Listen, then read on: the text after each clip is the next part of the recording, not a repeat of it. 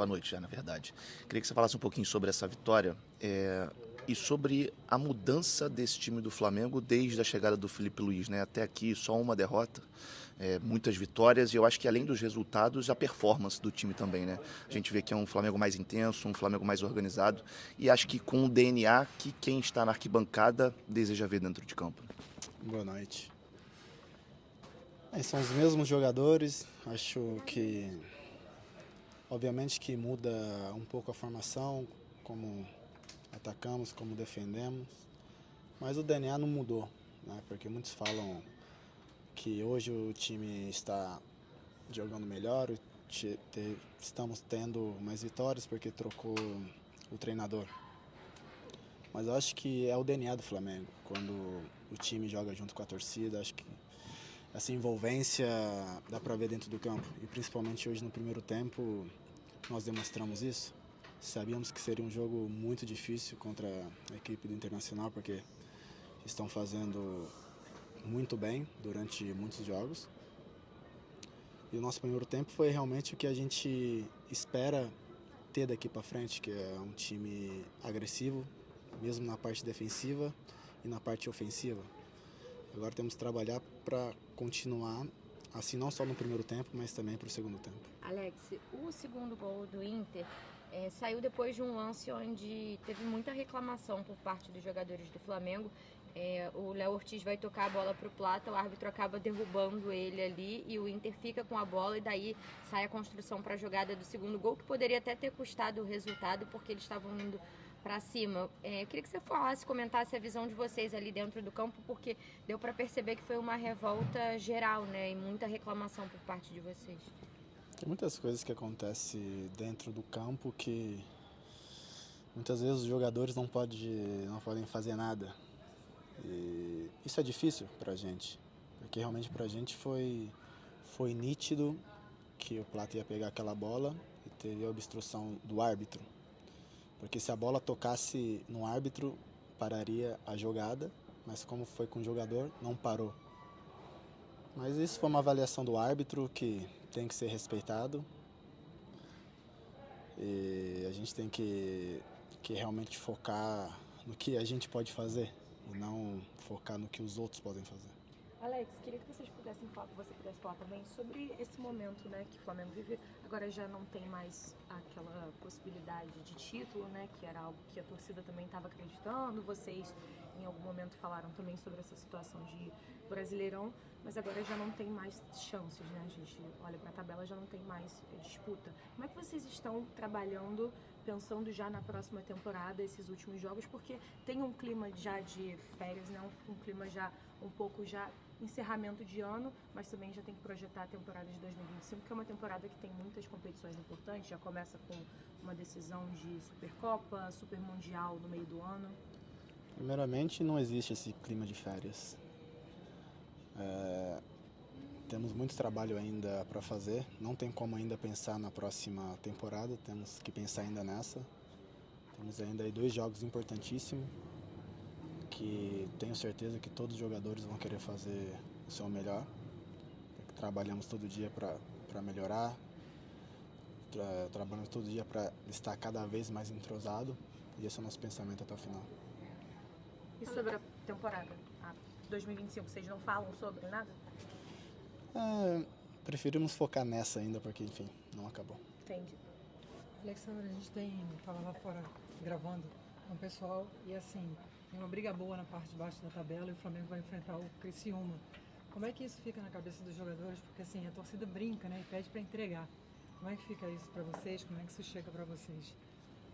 Nós vamos fazer o nosso trabalho sem pensar nos outros, vamos pensar de fazer o nosso melhor, vamos lá para vencer o jogo, assim como sempre foi feito. Última pergunta, vai. Bem, pode perguntar? Pode ser. Mais uma aqui. Esse foi o penúltimo jogo do Flamengo em casa e o último vai ter, além, obviamente, o encerramento, a possibilidade de vocês estarem aqui com a torcida, também a despedida do Gabigol. Como é que vocês têm visto também esse último momento dele? Como é que tem sido essa despedida no CT? Você que chegou agora, mas é um jogador mais experiente também. Como é que tem sido para você? Para mim, eu tive essa experiência recentemente na Juventus. Tenho certeza que na cabeça do Gabriel aí tá passando muitas coisas e é normal. É normal. É um jogador que fez a sua história, tem sua história que nunca vai ser esquecido e merece ter uma linda despedida, merece ter uma linda festa. Tenho certeza que ele pode contar com todos os companheiros e também com a nação rubro-negra. Antes de mais nada, eu queria até exaltar o seu trabalho. São 13 jogos à frente do Flamengo, com 8 vitórias, 4 empates e uma única derrota. Inclusive, o time está há 10 jogos sem perder. Queria que você comentasse um pouquinho sobre a atuação da equipe hoje, que foi muito superior, principalmente, teve uma grande atuação, principalmente no primeiro tempo, e até acabou quebrando aí a sequência de 16 jogos de invencibilidade do Inter. Tô muito feliz pela vitória, foi um grande jogo. Um adversário à altura, que estava brigando pelo título, mas existe essa comunhão, essa sinergia com a torcida, os jogadores comprometidos durante a semana em todos os treinamentos, fizeram um jogo impecável, seguiram o plano de jogo de maneira perfeita e acho que fomos justos, tenho certeza que fomos justos vencedores dessa grande partida. Pelo que me falaram, o Inter foi a primeira vez que o Inter tomou 3 gols no Brasileiro, não confirmo esse dado, mas me falaram. E como você falou, 15 jogos sem perder, não é fácil. Né? Parece fácil, porque porque nós somos o Flamengo, porque estamos no Maracanã, então muitas vezes a gente dá por... é natural uma vitória assim, e não é natural. Não é tão fácil, eu falo, não é fácil. Sempre é difícil e por isso que eu valorizo tanto o esforço dos meus jogadores, do que eles fizeram durante a semana, da mobilização que eles tiveram para o jogo e se viu perfeitamente o desempenho depois deles no campo. Felipe, aqui, lá em Fortaleza, você me falava que, independente de chance de título, poderia te cobrar que a equipe jogaria com vontade até o final e hoje realmente o Flamengo consegue jogar com essa vontade. E tem um jogador que hoje não conseguiu ir tão bem assim, que é o Alcaraz, mas é um jogador de muito prestígio, porque ninguém joga na Itália, ninguém joga na Inglaterra, ninguém é comprado por um clube aí no Brasil por mais de 100 milhões se não tiver muita qualidade. O que você identifica nesse jogador? O que você acha que pode ser trabalhado para que o Alcaraz melhore e consiga mostrar o futebol que a gente sabe que ele tem? Um jogador que, primeiramente, dá tudo pelo time. Né? A gente vê o esforço dele, cada vez que ele erra ou perde uma bola, a gente vê que ele tenta de novo, ele não se esconde do jogo, ele é um cara com muita força e, obviamente, que não está no seu melhor momento, mas é um jogador que dá tudo. E esses jogadores, todo jogador passa por fases boas, fases ruins, fases melhores, de muita confiança, onde até as jogadas que você erra acabam dando certo, e tem fases que você não está no teu melhor momento. Ele não está passando por uma fase horrível, né? Mas ele... Por quê? Porque ele trabalha, porque ele treina muito, porque ele presta atenção nos treinos, ele presta atenção nos vídeos, então ele acaba executando. A execução não está tão fina, mas questão de tempo. Questão de tempo, a única coisa que eu posso fazer é dar todo o suporte para ele, dar todo tipo de carinho, para que ele possa superar essa fase que não é tão boa para ser o Alcaraz que todo mundo quer que ele seja.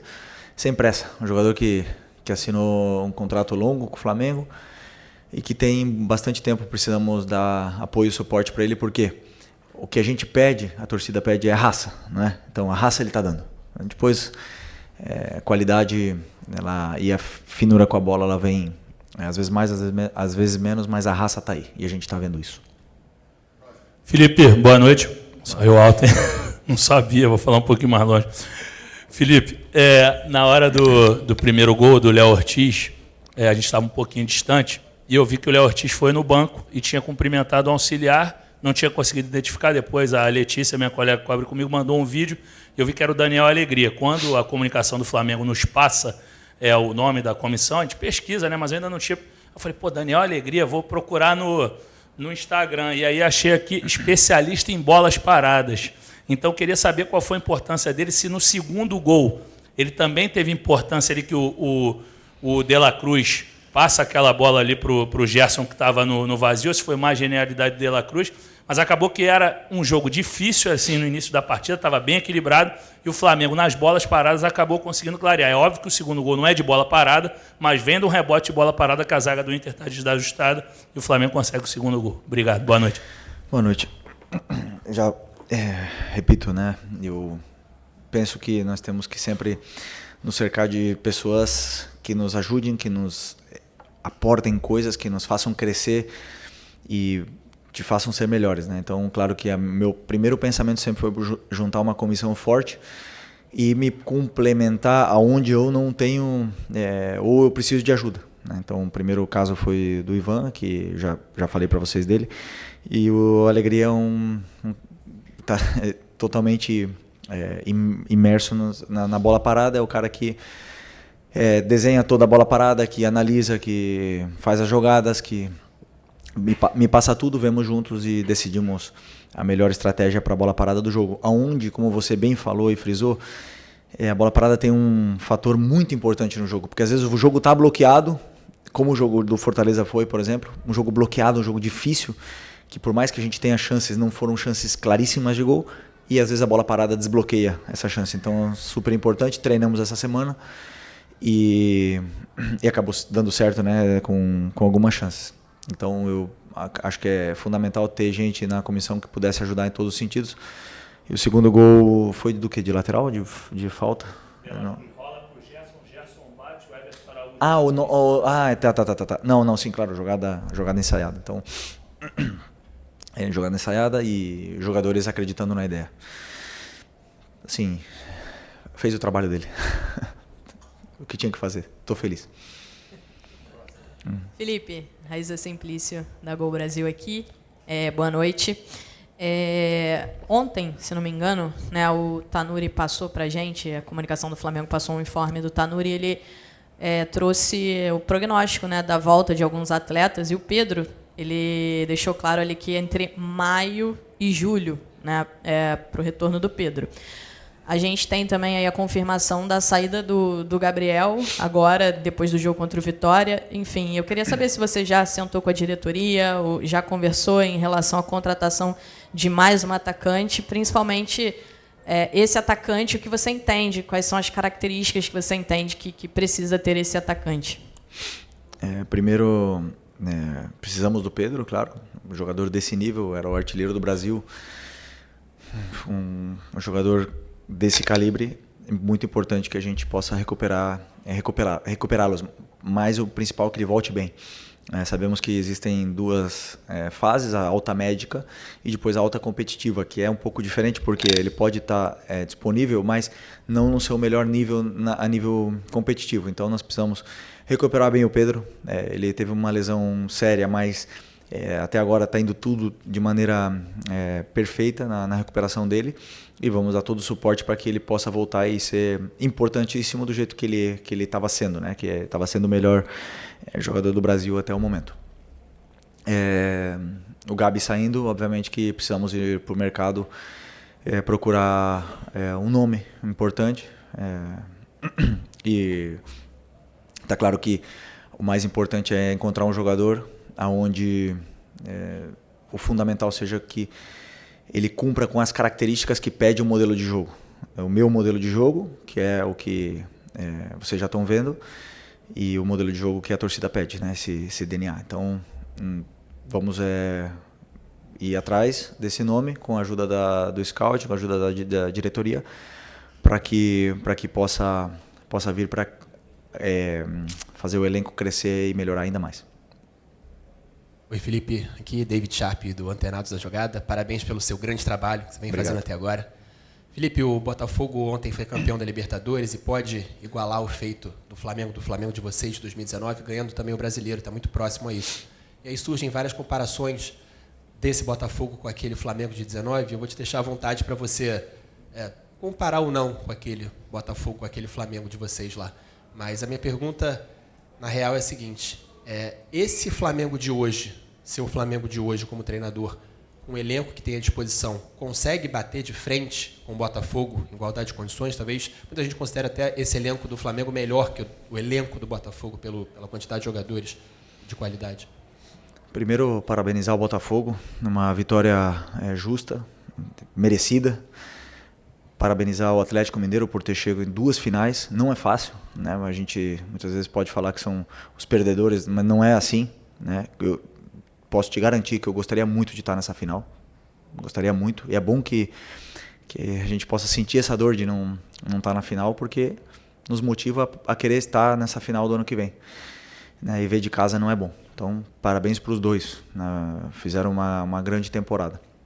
Independente, só um vai sair vencedor, né? Então, por muitas pessoas podem chamar de fracasso, mas na minha visão não é, porque eu sei a dificuldade que é chegar numa final de Libertadores. E merecido também a campanha que eles estão fazendo, um time praticamente novo, né? Quase todo o elenco foi contratado esse ano, a maioria dos jogadores, um investimento muito alto e faz crescer ainda mais o nível do Campeonato Brasileiro e do Campeonato Sul-Americano.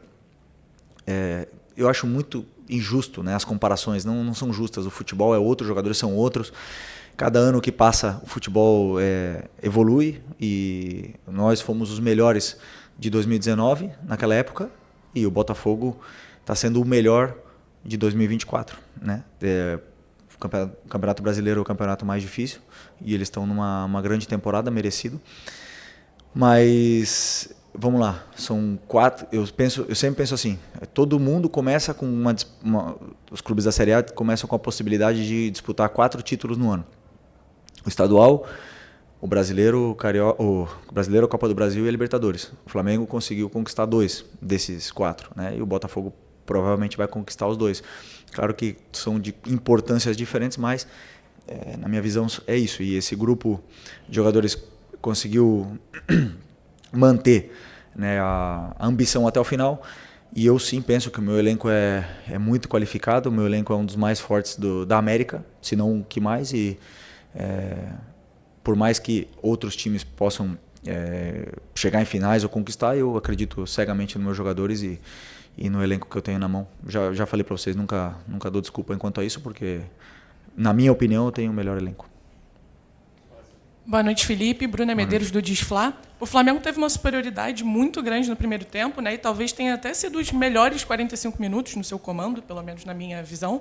Mas no segundo tempo, né, mudou muito o cenário ali, o Internacional conseguiu diminuir, quase empatou o jogo, teve até algumas oportunidades. Queria que você explicasse um pouquinho essa diferença de um tempo para o outro. Obrigada. Então, feliz pelo primeiro tempo. Foi um primeiro tempo perfeito.